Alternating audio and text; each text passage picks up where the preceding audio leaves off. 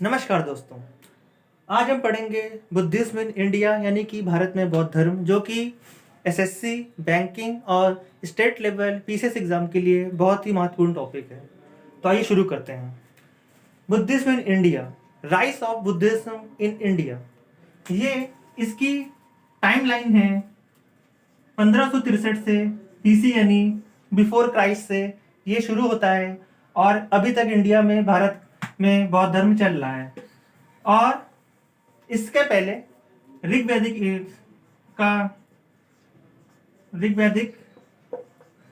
इरा चल रहा था, जिसकी टाइमलाइन थी 1500 before Christ to 1000 before Christ. और उसके बाद आता है लेटर वैदिक इरा, जो आता है 1000 बीसी से 500 बीसी तक। इसी बीच हमारे देश में बुद्धिज्म का राइज हुआ। अब सवाल आता है कि ये राइज क्यों हुआ? तो इसका जवाब ये है क्योंकि उस समय हमारे देश में वैदिक धर्म, सनातन धर्म का बहुत ज़्यादा प्रभाव था, जिसमें रिचुअल्स बहुत होते थे, मान्यताएं बहुत होती थी।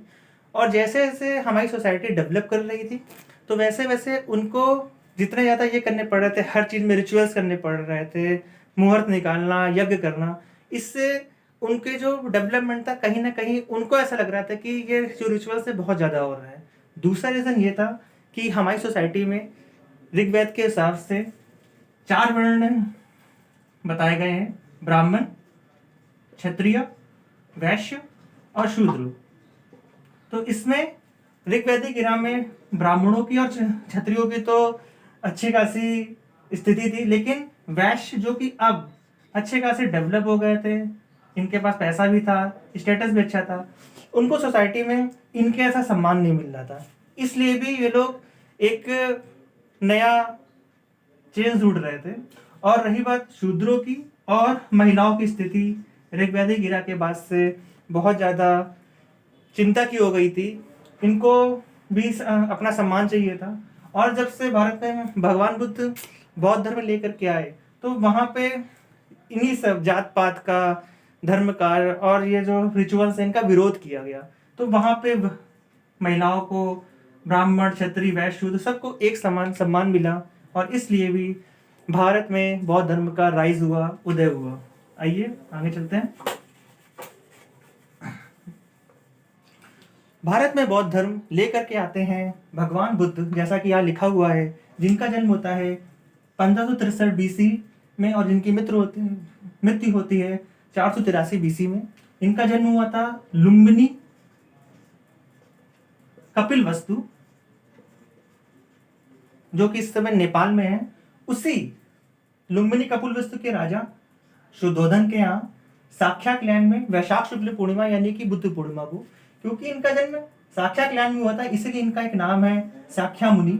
और भगवान बुद्ध के और नाम है, जैसे सिद्धार्था, गौतम बुद्धा, हमने सुन रखे हैं। इनकी माता का नाम था महामाया देवी, लेकिन इनके जन्म के कुछ समय के बाद इनकी माता जी की मृत्यु हो गई थी, तो इनको इनकी स्टेप मदर गौतमी ने राइज किया, पाला। ध्यान देने की बात है, भगवान बुद्ध को गौतम बुद्ध का नाम इनकी स्टेप मदर गौतमी से मिला है। और हमारे इतिहास में ऐसे बहुत से थोड़े महापुरुष हैं जिन्होंने अपनी माँ का नाम भी अपने नाम में अडॉप्ट किया है, जैसे कि गौतम बुद्ध ने अडॉप्ट किया अपनी माँ जी का नाम गौतमी। ठीक है, आगे चलते हैं। इनकी वाइफ का नाम है यशोधरा और इनके पुत्र का नाम है राहुल। और इनके 2 टीचर रहे हैं, यानी कि महागुरु रहे हैं। एक है उद्दक रामपुत्र और दूसरे हैं अलार कलामा। उद्दक रामपुत्र ने इनको शुरुआत में शिक्षा दी इनके बाल्यकाल में, और अलार कलामा ने इनको, जब ये अपना राजपाट छोड़ के तपस्या करने जाते हैं, तो उस समय अलार कलामा ने इनको शिक्षा दी, योग कैसे करते हैं, साधना कैसे करते हैं।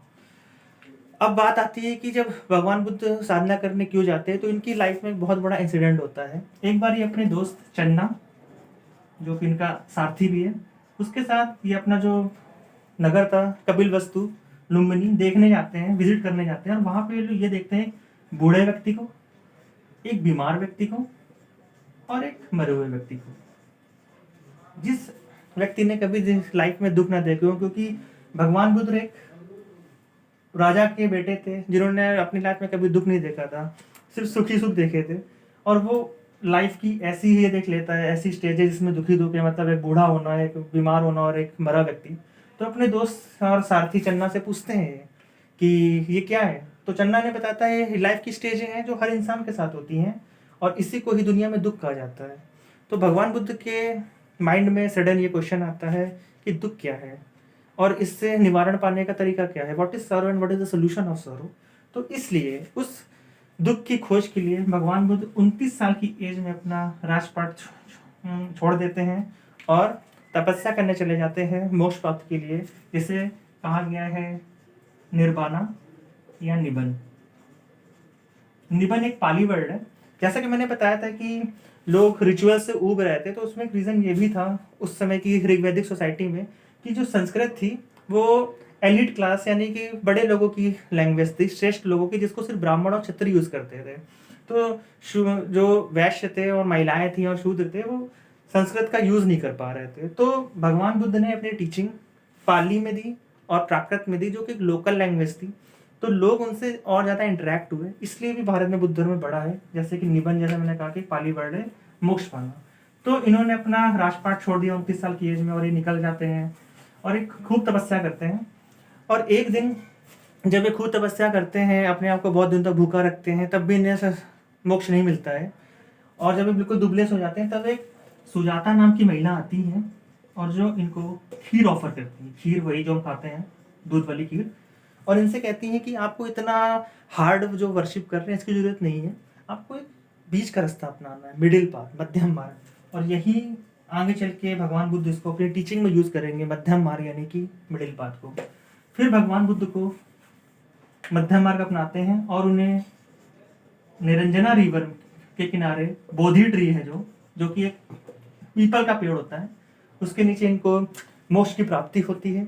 और भगवान बुद्ध को सब मालूम चल जाता है कि दुनिया में इच्छाएं ही हैं जिसकी वजह से दुख होते हैं। All the reason of sorrow, behind sorrow is the desires. तो फिर भगवान बुद्ध अपनी टीचिंग देते हैं। आइए हमारा जो अगला सेक्शन है टीचिंग भगवान बुद्ध की।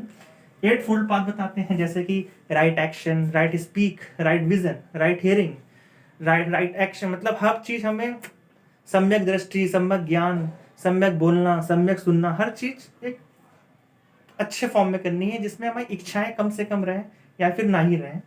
और यहीं से भगवान बुद्ध की बौद्ध धर्म के आते हैं 3 महारत्न, यानी कि बुद्ध की शरण में आओ, धम्म की शरण में आओ, संघ की शरण में आओ। हम अक्सर सुनते भी हैं बुद्धम शरणम गच्छामि, ये वही चीज़ है।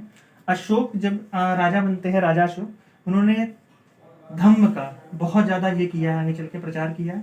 और संघ मतलब कि मोनेस्टीज, जहाँ पे बौद्ध भिक्षु रहते हैं और भगवान बुद्ध की साधना करते हैं। ये है भगवान बुद्ध की लाइफ में जितने भी इवेंट्स हुए उसे हम किसी न किसी सिंबल से ये करते हैं, बताते हैं, डिनोट करते हैं। ये एग्जाम में अक्सर पूछे भी जाते हैं। जैसे कि भगवान बुद्ध की जब बर्थ हुई थी, जन्म हुआ था, तो उसका सिंबल है लोटस यानी कि कमल। जब उन्होंने अपना घर छोड़ा था 29 साल की एज में, जैसा मैंने पहले बताया, निर्वाणा की प्राप्ति के लिए, उसका सिंबल यानी प्रतीक है घोड़ा, ग्रेट रिनाउंसिएशन। और इस घोड़े का नाम है कंटक। इनलाइटनमेंट जब इन्हें ज्ञान की प्राप्ति हुई तो बोधि ट्री, जैसे मैंने बताया कि जो पीपल का वृक्ष था, रिवर के किनारे का था। और फर्स्ट सरमन यानी कि पहली दीक्षा इन्होंने दी डियर पार्क सारनाथ में। और इसका सिंबल है व्हील और उसे कहते हैं धर्म चक्र परिवर्तन। और भगवान बुद्ध की मृत्यु होती है कुशीनगर में, जो कि यूपी में है, जहाँ पे अभी हाल फिलहाल में एक इंटरनेशनल एयरपोर्ट की भी घोषणा हुई है। और इसको डिनोट करते हैं, इसका सिंबल है, प्रतीक क्या है, स्तूपा, वही रांची के स्तूप, सांची के स्तूप जो हम अक्सर सुना करते हैं।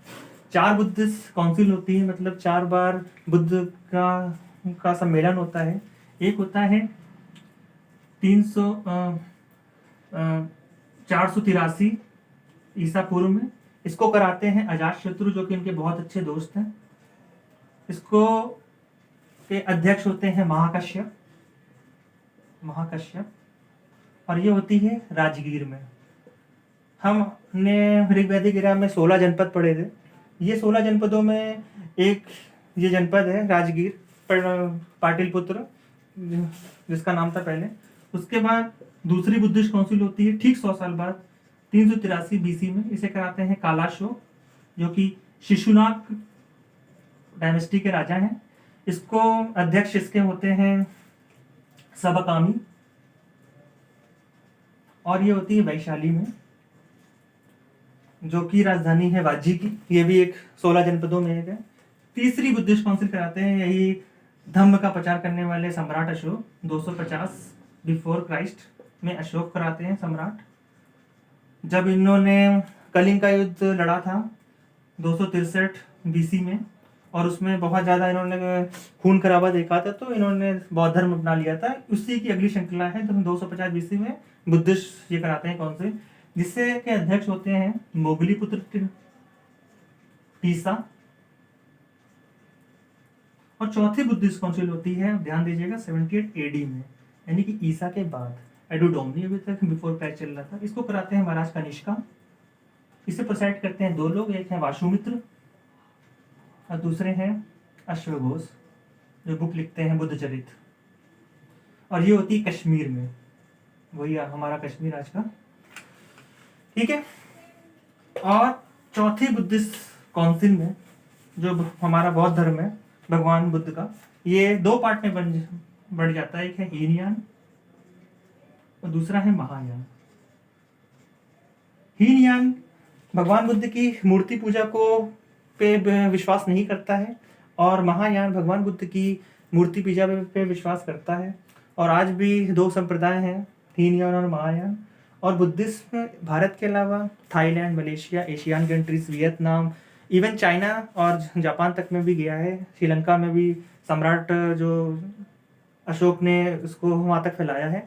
और भारत की सरकार अभी भी भगवान बुद्ध के बौद्ध धर्म को एक डिप्लोमेसी के टूल की तरह अभी भी यूज़ करती है। इवन जापान के साथ और चाइना के साथ भी हमने जो रिलेशन बनाए हैं और बनाने की कोशिश कर रहे हैं, उसमें भी बौद्ध धर्म का बहुत बड़ा हाथ है। और भारत सरकार बुद्धिस्ट सर्किट भी बना रही है, जैसे मैंने कहा सारनाथ, कुशीनगर, लुम्बिनी जो नेपाल में है, उससे पूरा जोड़ के ये बनाया जाएगा नेटवर्क। तो मतलब कि बुद्धिज्म इन इंडिया सिर्फ एक धर्म नहीं है, डिप्लोमेसी का एक बहुत अच्छा टूल भी है। और जिसे लेकर के आए, जैसे मैंने कहा, भगवान बुद्ध। इसी के साथ हमारा आज का टॉपिक बुद्धिज्म इन इंडिया पूरा होता है। नमस्कार, धन्यवाद।